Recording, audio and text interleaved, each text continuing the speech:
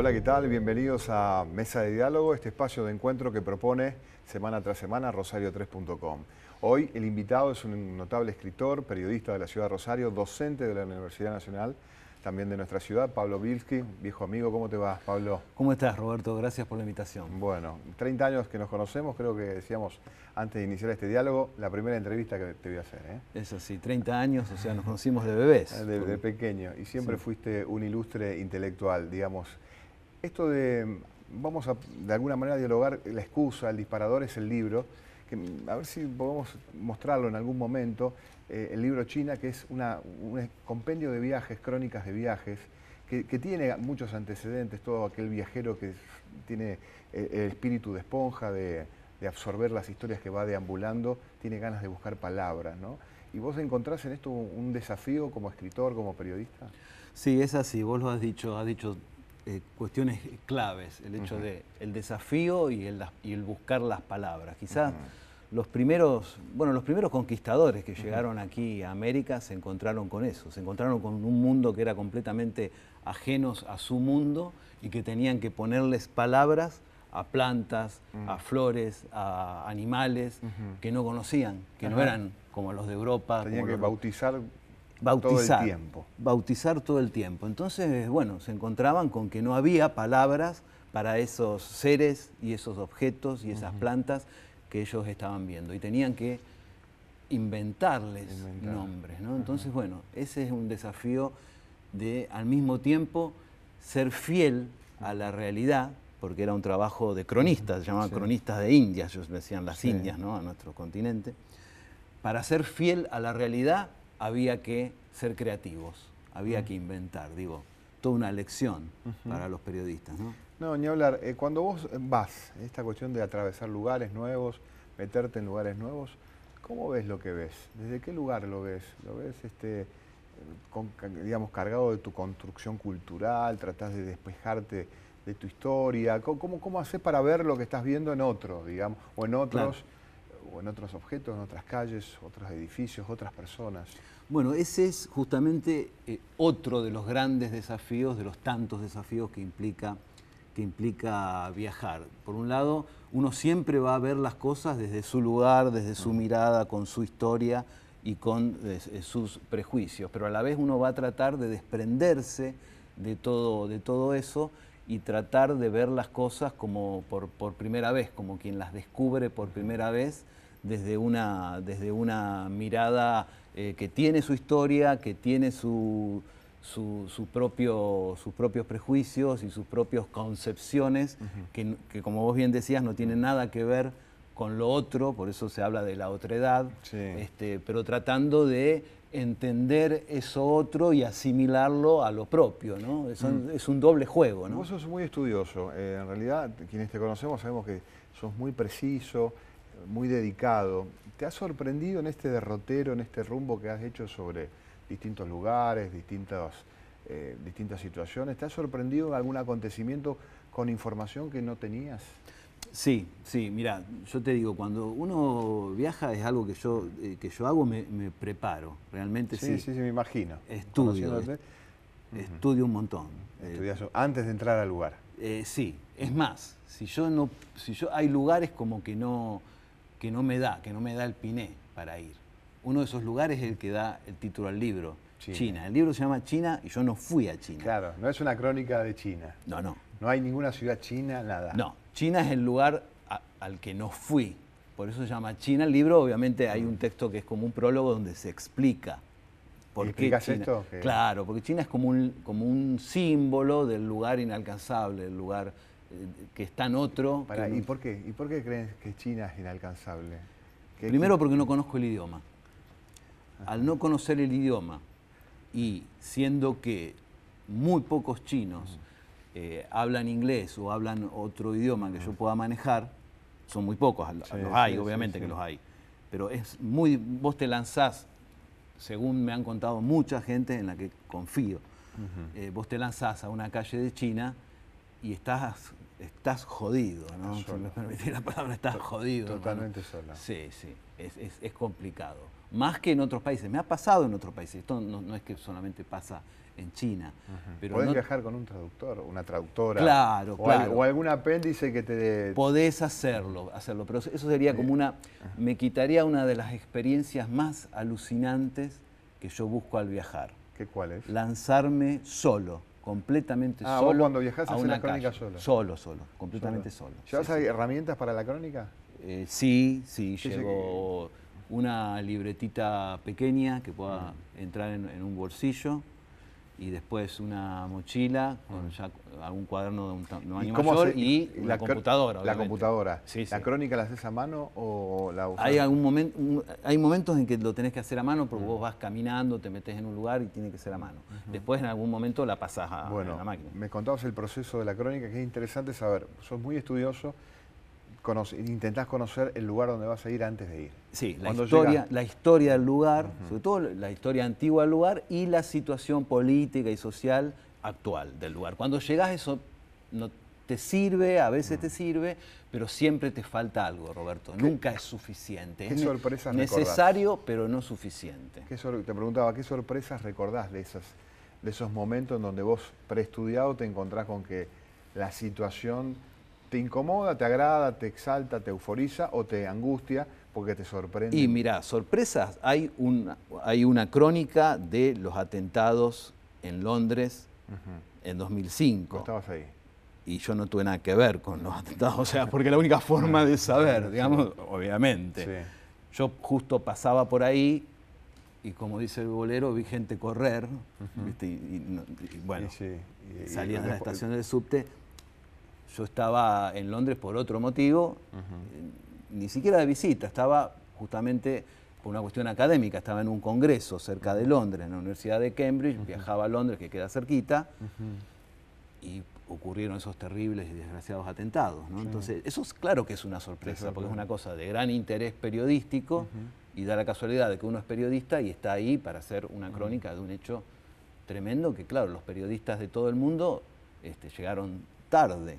Incluso los propios de la BBC estaban más lejos que yo. Claro, ahí te pones el sincro periodista de urgencia de último momento, o seguís siendo el periodista, el viajero que construye una historia. Bueno, eso es muy interesante, Roberto, porque hay como dos tiempos. Yo, de estas mismas crónicas, he hecho algún informe radial inmediato, alguna nota inmediata, hecho, digamos, en función de los hechos que tienen que ver con la política internacional, que también me dedico a eso, pero eso es otra cosa. Estas crónicas tienen más elaboración, algunos años de elaboración y reelaboración y corrección y ir ensayando con el texto, darlo vuelta, cambiarlo, irlo madurando durante años, ¿no? Es como otro tiempo, otro tratamiento a un mismo hecho que vos lo vas dando vuelta en tu cabeza y vas ensayando como quien va probando, ¿no? con el texto, ¿no? Hay un concepto que los lugares son bellos o no, según la gente. Si la gente está bien, por más que el lugar no tenga la belleza arquitectónica, no tenga la belleza de lo material, si la gente es feliz, si la gente está bien, uno atraviesa esos lugares contagiándose de la belleza de la gente. Y a la inversa, lugares muy lindos, pero con gente gris, uno cuando los atraviesa, por más lindo que sea ese edificio, esa calle, esa arquitectura, uno atraviesa sintiendo lo gris de la gente. Cuando vos te ha tocado meterte, no sé qué dirá China, digamos, las crónicas, te empapaste de eso, la gente te influye para bien o para mal el adjetivo que vos le pones a la crónica. Sí, eso es estrictamente así y eso lo he vivido sobre todo en algunas ciudades de Europa donde he visto la cierta distancia que pone la gente del lugar y cierto trato distante en el mejor de los casos, ¿no? Hasta puede llegar al maltrato. No solamente con los refugiados o con la gente que va a buscar trabajo, sino hasta con el turista. ¿En qué lugar, por ejemplo? Por ejemplo, y he compartido esta experiencia con otras personas y me la han confirmado. Por ejemplo, vos decías un lugar con una gran belleza arquitectónica notable, un lugar bellísimo como Praga, por ejemplo, pero con, no digo la gente, no quiero Sí, generalizar, digo, pero muchas de las personas que atienden en los negocios donde van los turistas, quiero ser bien específico, con una cara de, de desagrado, no quiero decir. Pero es porque no son latinos, porque no tienen ese contacto porque latino, quizás, bueno, o porque están acostumbrados a ese vínculo. Porque también el turismo es una actividad a veces muy aluvional, hay que decirlo también, muy agresiva, es una forma de consumo a veces muy agresiva. El turismo es una forma de consumo y de consumismo, y la ciudad, una ciudad tan bella, se convierte como en una mercancía, ¿no? Y a veces hay formas de consumo que son bastante hasta violentas, ¿no? Eso que vos estás apuntando algo y conociendo también tu formación académica y política, ¿cómo te llevas con ese deambular que haces por las ciudades en el medio del turismo, del turista? Porque vos vas como viajero, que no es lo mismo que ir como turista. Son cosas distintas. Exactamente. ¿Cómo te llevas con esa idea del consumo, de ir a consumir ciudades, de ir a consumir calles, de ir a consumir gastronomía? Y bueno, es que uno intenta salirse de ese lugar del turista para ponerse en el lugar del viajero que trata de, bueno, respetar esa otredad, respetar esos lugares, no consumirlos, no conquistarlos. Tampoco es el conquistador, claro. Decíamos. Apropiarse de algo. Claro, tomamos el ejemplo del cronista de Indias. El cronista de Indias venía con el conquistador, venía a ser como un registro contable de las tierras y de las cosas para venir a saquearlo. Ese tampoco es el lugar. Aunque ojo que los que hacen los turistas con la naturaleza también se parece mucho a eso.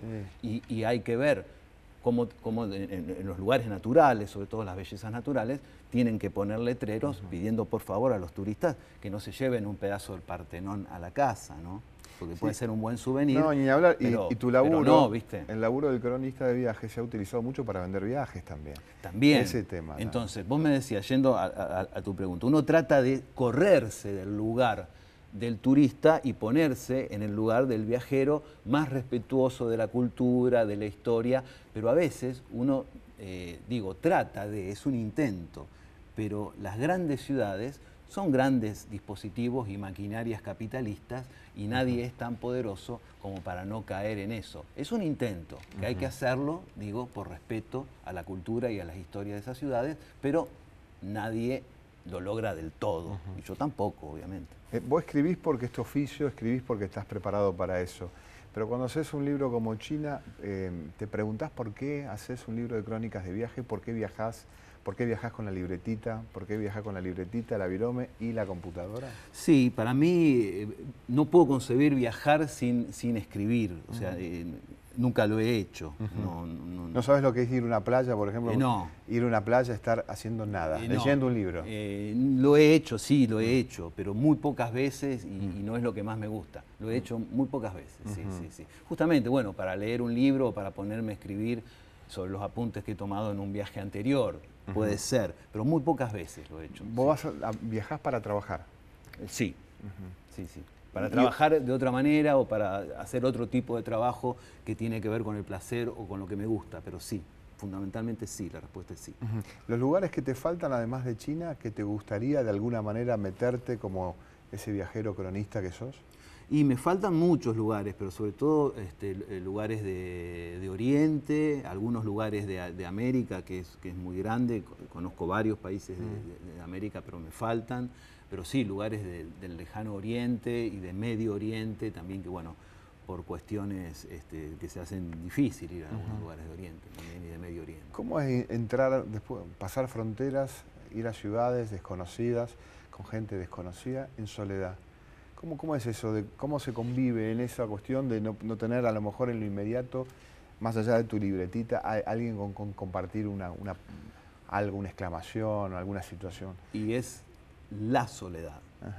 Es la soledad. El mundo es inmenso. Más absoluta, más profunda, con todo lo bueno, lo malo, lo terrible que puede tener eso, ¿no? Uno llega a un lugar y uno piensa, aquí no me conoce nadie, aquí no me quiere nadie. Si me pasa algo, estoy completamente solo, y si yo quiero, conecto con la gente, de hecho uno lo hace porque forma parte del trabajo. Vos bien decías la importancia que tiene la gente del lugar, forma parte, porque los lugares sin gente no son lugares, son una escena, es como un escenario vacío, como una maqueta. Uno tiene que viajar hacia la gente del lugar.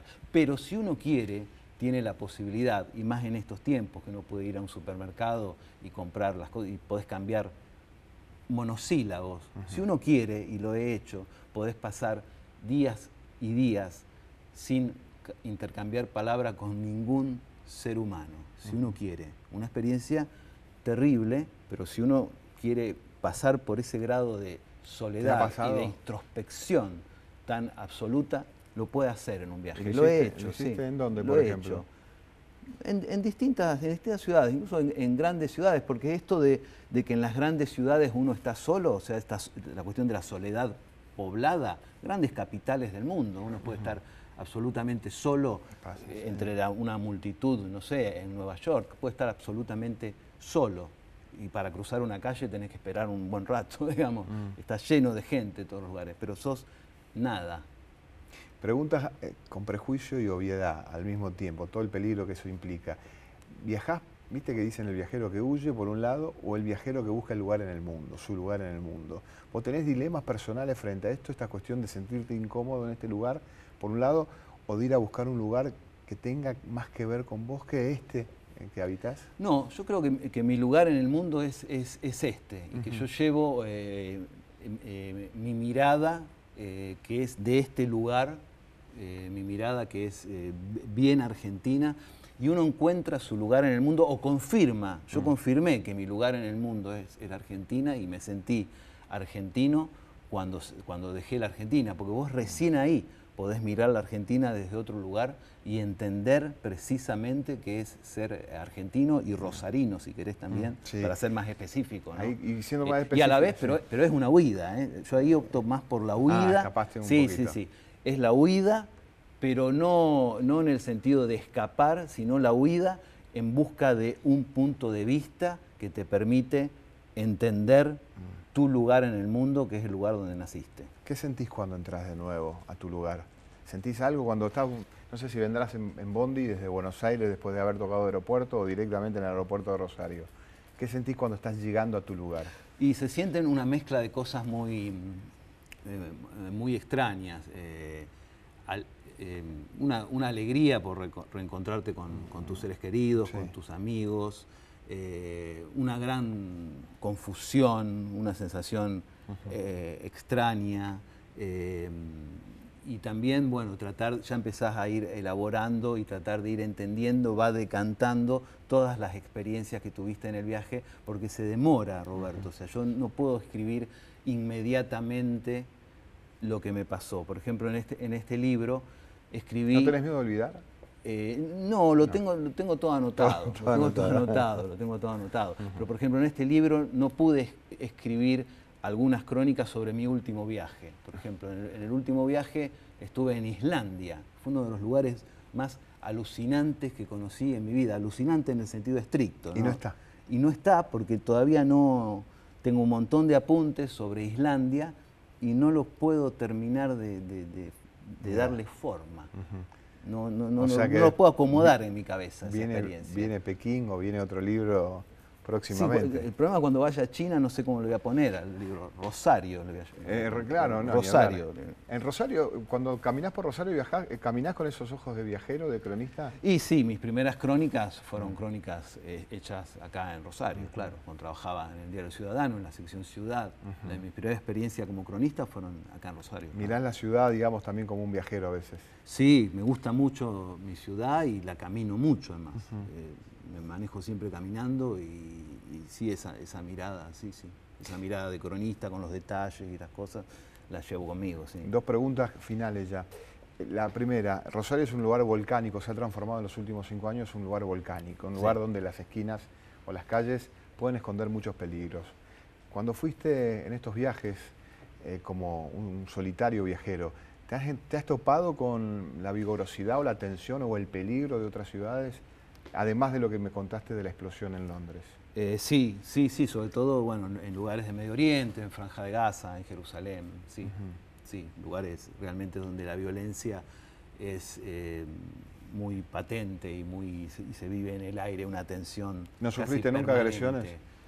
Agresiones, digamos, por estar tomando un apunte en algún lado, por estar haciendo algo que a lo mejor no era... Sí. ¿No puedes contarlo o no? Sí, lo puedo contar. Sí, justamente ahí, bueno, en el conflicto entre israelíes y palestinos, sí, claro, sí, sufrí agresión. ¿Y escapaste ahí o pediste ayuda o zafó la situación? No, corrí. Corriste. Sí. Corriste, está bien. Y la última... Es la vieja táctica, digamos, tan vieja como Sun Tzu, digamos, cuando el enemigo, cuando vienen 4 soldados israelíes con fusiles, digamos, lo mejor es... Tenías que escribir lo más valiente es correr, digamos. Tengo que escribir un libro, permiso, yo huyo. Y la última... Si no molesta, digamos. Y la última, inspirada en muchas de las cosas que dijiste, esta cuestión de los cronistas de Indias, esta cuestión del contador que iba contando como un cronista para dar cuentas cuando volviesen, de cómo eran los lugares, de cómo era la gente, de cómo lograron esos tesoros. ¿Te volviste con tesoros materiales no comprados en tiendas de turista que puedas confesar sin que tengamos problemas con ninguna ley?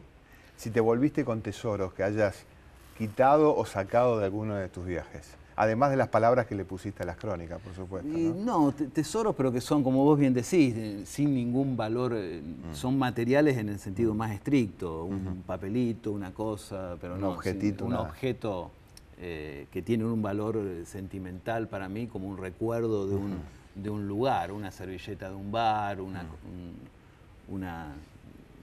objeto mínimo, pero que sí, que a uno le da un valor de recuerdo, nada más.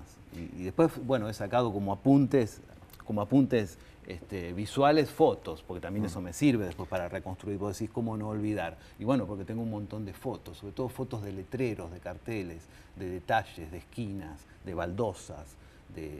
Porque yo lo que me temo olvidarme, mi temor es olvidarme cómo son las veredas de los lugares. Ah, mira. Sí. Pues yo me pregunto, a ver, ¿cómo son las veredas de Berlín? ¿Cómo son las veredas de Jerusalén? ¿Cómo son las veredas de Praga? ¿Mirás las veredas mucho cuando caminas? Sí, y trato de fotografiarlas. Los cordones, ¿cómo son los cordones de Berlín? Mirá. Y de París, ¿cómo son? Había un referente... Las alcantarillas, ¿cómo son? Miércoles. Bueno, la última, ¿no? ¿Una más? Dice Damián Schwartzen que una más. Una de las referencias periodísticas que teníamos quienes nos gustaban la crónica era Polosecki. Claro. Él tenía una intro en el programa de tele que decía en el viaje, en las crónicas, en el ir, lo bueno era que conocía gente. ¿Te volviste como vuelven los marineros de esos viajes con nombres y apellidos de gente que te has cruzado y que hoy seguís teniendo algún contacto, algún vínculo a la distancia? Hoy estamos todos hiperconectados. Nombres y apellidos de personas que te ayudaron a conocer los lugares o que te ayudaron a sobrevolar la soledad sin tanta crueldad. Sí, eso sucede. Uno se cruza con gente así en distintas circunstancias. Sucede mucho eso. Algunos tan solitarios como uno en ese momento y en ese momento se produce un vínculo. Sí, claro que sí.